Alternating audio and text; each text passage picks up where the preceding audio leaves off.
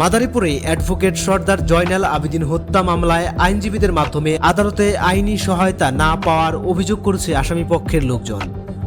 মঙ্গলবার সকালে মাদারীপুরে নতুন শহর এলাকার একটি সাংবাদিক অফিসে সংবাদ সম্মেলনের মাধ্যমে বিষয়টি জানানো হয়। স্বামী মোহাম্মদ ফারুক মাতুব্বর বীর মুক্তিযোদ্ধা শাহজাহান খান কলেজের অধ্যক্ষ।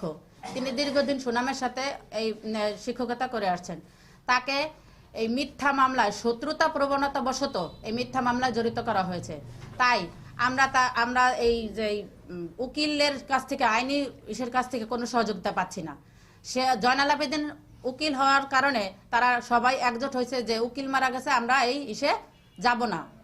তাই আমরা যাতে এই সাংবাদিক ভাইদের কাছে সুষ্ঠু তদন্ত করে প্রকৃত আসামিদের এই মামলায় গ্রেপ্তার করা হোক এবং অনতিবিলম্বে আমার স্বামী ও আমার জায়ের নিঃশর্ত মুক্তি ও অব্যাহতি দেওয়ার আহ্বান জানাই আপনাদের কাছে। আমরা কোনো আইনজীবীর কাছে কোনো সহযোগিতা পাচ্ছি না। এই মিথ্যা মামলার তদন্ত করে আপনারা সরজমিনে গিয়ে দেখবেন যাতে এই মামলায় আমরা সহযোগিতা পাই আপনাদের কাছে, এবং আমার স্বামী এবং আমার জায়ের নিঃশর্ত মুক্তি যাতে আমরা এই মামলা থেকে অব্যাহতি পাই। যাতে এই তারা নির্দোষ, তারা এই ঘটনার সাথে কোনোভাবেই জড়িত না। আপনারা তো মোবাইল ট্র্যাকিং করে, এখন তো আর বর্তমান যুগ, আদিমকাল না, মোবাইল ট্র্যাকিং করে জানতে পারেন যে তারা সেই সময় কোন লোকেশনে ছিল।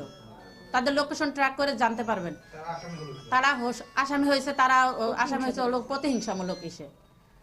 তাদের এই যে আর কি গত ইউপি নির্বাচনের যে দলাদলি হয়েছে এই ইস্যু হলো তারা তাদেরকে আসামি দিছে।